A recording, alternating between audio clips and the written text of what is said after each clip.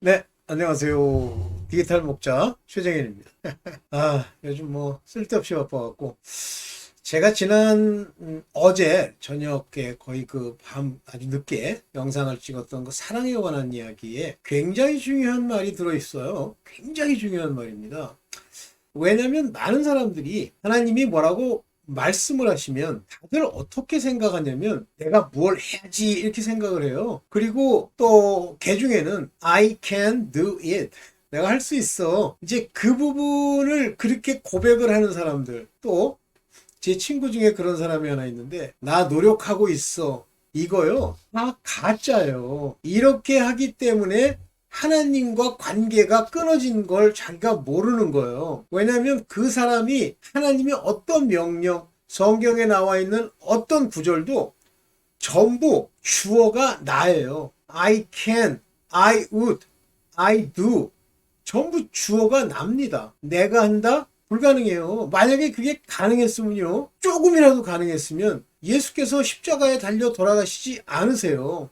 그런데 예수께서 십자가에 달려 돌아가실 그 일들이 이미 언제 계획이 되어 있냐면 창세 전에 계획이 되어 있는 거예요. 그러면 이게 이제 The Foundation of World 이렇게 하는데 세상이 이렇게 기초를 놓기 전이니까 우주가 생성되기 전이에요. 하나님이 이미 우리에게 이러이러한 자들, 천국의 구성원으로 만들 이러이러한 자들을 생명책에 기록하시고요. 그때 이미 우리를 택하십니다. 히브리 말과 했던 신약을 쓰던 시대에 그 헬라 말에는 부정 과거라는 게 있고 완료라는 게 있어요. 완료는 이제 이미 내가 끝낸 거예요. 내가 너희를 사랑했노라 이렇게 하시죠.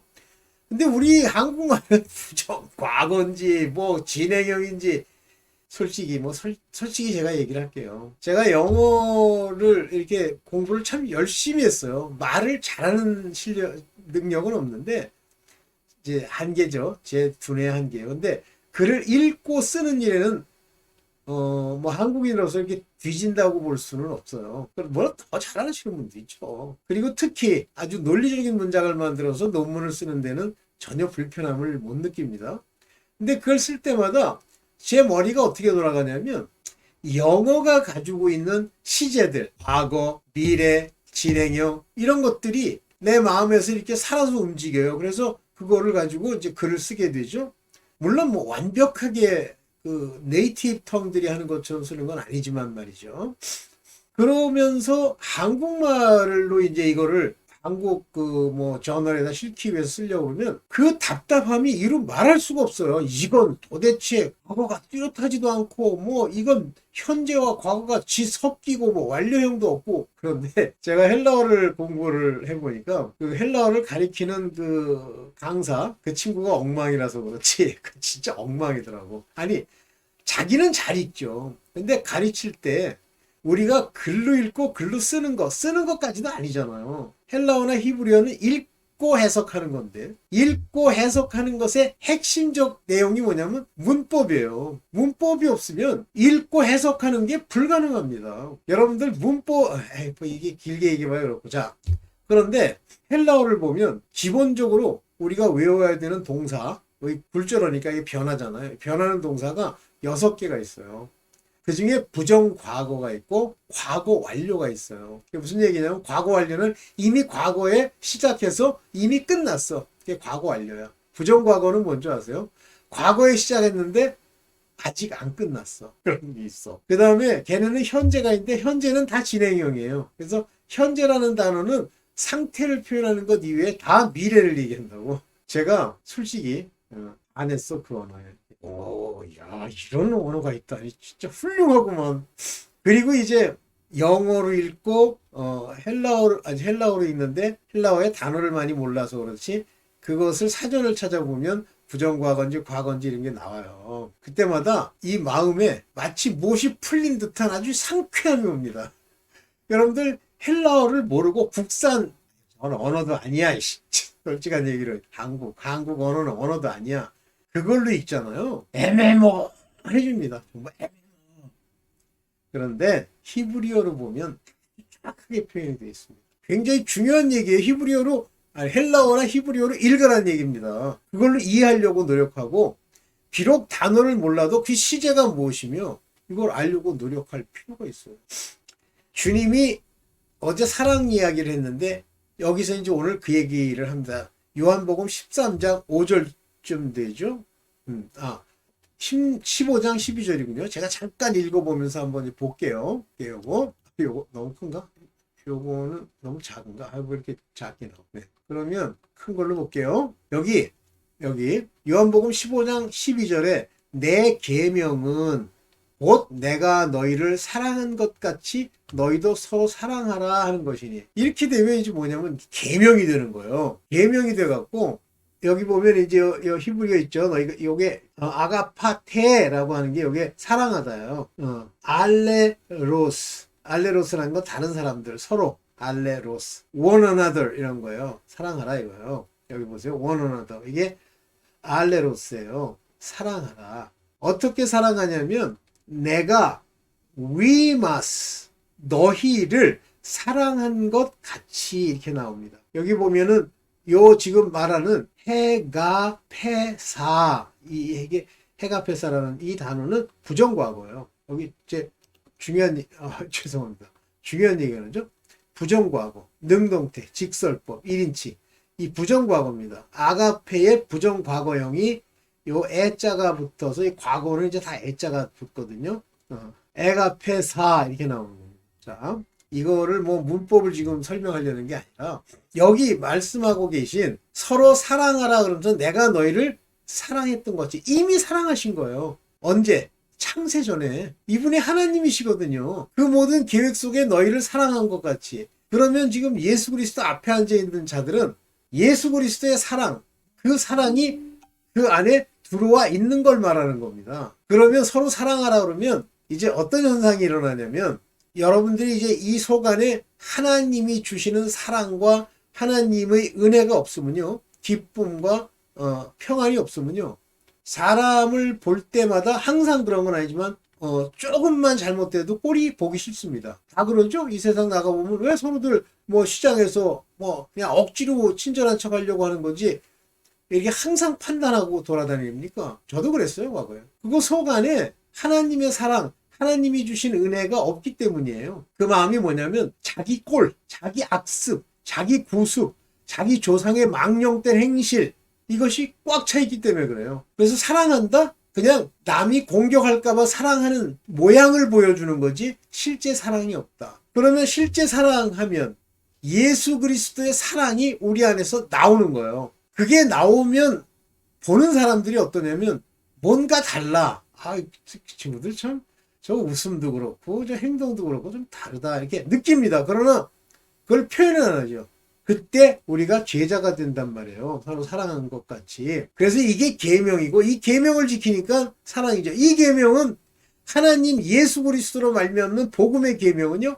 마음의 상태를 얘기하는 겁니다. 절대 행동은요. 마음의 상태가 바뀌면 나오는 거예요. 가끔 이제 제가 뭐 지금은 이제 대학에서 그런 게 안 하는데 옛날에 제가 초창기 때는 지도교수들한테 그렇게 학생들을 이제 뭐 인성교육은 아닌데 상담을 하라고 얘기를 해요. 근데 상담을 하려고 그러면 상대가 나한테 자기의 상황을 다 얘기를 해야 상담이 되잖아요. 근데 이제 대부분 얘기를 안 하는데 걔 중에 이 마음이 다른 친구들이 있어. 와서 얘기합니다. 근데 그걸 듣고 느낀 게 뭐냐면 부모와 자식 관계도요. 아주 본질적인 사랑이라고 하는 저 아가페의 사랑이 없으면요. 묘하게 욕심으로 자녀를 또는 욕심으로 부모를 바라보는 거예요. 그러면 겉으로는 모양상으로는 그럴듯한데 실제는 사랑하거나 서로를 위하는 그런 관계가 되지 못하죠. 자, 제가 그럼 무슨 얘기를 하려고 이렇게 서론부터 길게 얘기하느냐 이렇게 앞부분을 하나님의 모든 말씀은요 그 성경 안에 나온 말씀은 읽고 그거를 우리 인간이라고 하는 나라고 하는 주체 또는 우리라고 하는 주체 인간이라는 주체가 무엇을 하려고 하면 그때부터 그것은 율법이에요. 율법은 다 그렇게 구성되어 있습니다. 그러면 율법을 행하려고 하는 사람들의 동기는 뭐냐면 율법은 안 지키면 반드시 보응이 있어요. 그 보응을 피해가려고 하는 겁니다. 물론 지금도 마찬가지예요. 지금도 율법을 지키지 않고 자꾸만 죄를 범하고 자기도 모르게 자꾸만 행실로 나타나잖아요. 반드시 보응이 있습니다. 그래서 사람이 사는 사람들이요, 전부 다른 형태로 살아가다가 병들하고 죽는데 왜 병이 나냐면 죄를 짓기 때문인데, 그 죄가 뭐냐면 하나님 말씀하시는 계명의 선을 넘어서기 때문이에요.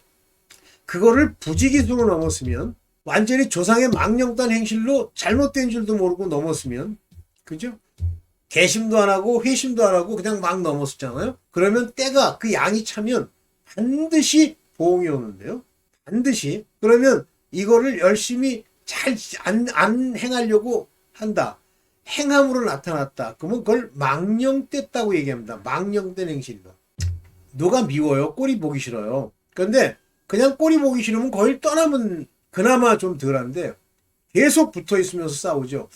그러면 여러분들 살아보십시오. 살아보면 꼭 내 원수된 자들이 나한테 나타나서 진짜 꼴 보기 싫은 사람들이 내 앞에 나타납니다. 그냥 참고 벗어나면 또 나타나요.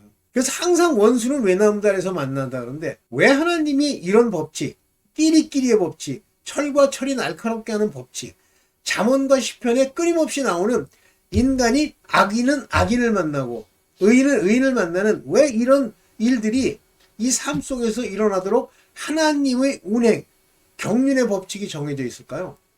깨달으러. 괴롭잖아. 그게 괴롭다 점점 괴로워지면 나중에 스트레스로 암에 걸립니다. 물론 스트레스로 꼭 암에 걸리는 건 아닌데, 그 양이 차면은요 반드시 죽을 병까지 가요. 제가 어떤 사람들의 사례를 얘기하려고 그러면 꼭 마치 그들을 저주하는 것 같아서 말하고 싶지 않지만, 안 그래요. 나 같은, 나랑 똑같은 본성을 가진 놈이 내 옆에 나타나고 그들을 서로 이용하고 또 이용을 당하기도 하지만, 그 속에서 하나가 돼서 또 끼리끼리 놀아요. 조폭을 죽이는 건 조폭이죠. 조폭이 죽이지, 일반인이 조폭을 막 죽이고 살인하고 그래? 아니죠. 조폭이 죽이죠. 근데 조폭은 조폭끼리 모이죠. 묘합니다. 친구가 누구냐를 보면 그 사람의 본질을 알 수 있어요. 아, 저 사람은 저런 사람이구나. 우리 친구 중에 사기꾼이 하나 있는데, 원래 사기꾼으로 시작된 건 아니죠. 그러나 그 부모, 그 조상의 망령된 행실이 쌓이면서 어느 날 그 양이 이제 그대로 표출이 되는 거예요. 자기도 사기꾼 되고 싶진 않아. 근데 사기꾼이 되기 위해서는 돈을 사랑해야 돼. 돈이 좋아야 돼. 그러면 그 돈을 따라서 자꾸만 상대에게 맨 처음에는 작게 시작을 합니다. 근데 나중에는 죽죠. 근데 그와 함께 멍해를 매는 자들이 있어요. 똑같이 사기꾼이에요. 근데 그 사기꾼이 뒤에서 그 사기꾼을 욕해. 상대하지 마십시오. set apart. apart라는 건 떨어져 나오다. 떨어져 나오세요. 이상하게요. 제가 젊었을 때 보면, 지금에 와서는 제가 그 회개를 많이 했는데, 이상하게 나랑 친한 사람이 하나 있었어. 근데 이 사람은 특징이 뭐냐면, 맨날, 우리 이제 젊었을 때 맨날 술집에 가서 술 먹고, 거기 뭐 그 술도 그냥 평범한 데서 술 먹는 게 아니라, 왜 뭐라고 합니까? 룸사롱. 룸사롱도 아니고, 하여튼 그런 데를 가는 걸 좋아해요. 많이 들죠. 근데 꼭 하면 저랑 같이 가자고 그래서 가게 됩니다. 근데 좀 찜찜하긴 해도 즐거움이 있어요, 그 안에. 근데 망간하죠. 근데 하루는 제가 큰 사건은 아닌데 이제 벌어집니다. 그리고 술이 취했는데 기억이 나지 않아요. 근데 아침에 일어나 보니까 누구한테 맞았는지 여기가 이렇게 부어있고, 내 신용카드고 뭐 다 없어졌죠, 지갑이 통째로. 그리고 제가 회사를 갔는데 사람들이 뭐라고 그러더라고요. 그때 제가 충격을 받았어요. 그리고 다시는, 이제 그런 인간적 노력으로 다시는 안 하는데, 이렇습니다, 인생이라는 게. 그러니까 내가 왜 그런 일을 당했는지 기억이 안 나는데, 나중에 꿈속에 어렴풋이 내가 돈도 없이 어디서 술을 먹으려고 하다가 그렇게 이제 거기 그 관련돼 있는 종업원이 이제 나를 발로 차고 막 그랬던 기억이 나요. 그리고 나서 안 되겠다 싶어가지고 이제 유학을 가서 공부를 하겠다 이런 생각을 하게 됐는데, 그거 조심해야 됩니다. 지금도 여러분들 재밌는 거 있죠? 그 재미있는 것들이 여러분 안에 있는 죄예요. 하나님과 관계없는 죄. 많아요. 그래서 그 재미있어 하는 거를 딱 부추기면 기도고 하나님께 가는 거고 뭐고 다 때려치우고 그거부터 하는 사람들이 많아요. 세상에 다 그래요. 그게 이제 문제가 되는 겁니다. 그러면 형제를 사랑하라 할 때 먼저 형제가 옆에 나타나야 되고, 둘째는 사랑할 수 있는 하나님의 사랑을 받아야 된다. 그것이 은혜다. 모든 게 다 그렇게 받아야 된다. 그러면 첫째, 죄 문제가 딱 지적이 되잖아요. 그러면 제 이제 구독자 중에 한 분이 그러세요. 자기가 죄인이고 하면서 이렇게 회개하는 말을 썼는데, 그러니까 천국 갈 사람은 정해져 있는 거야. 구원 받을 자들은 정해져 있는 거야.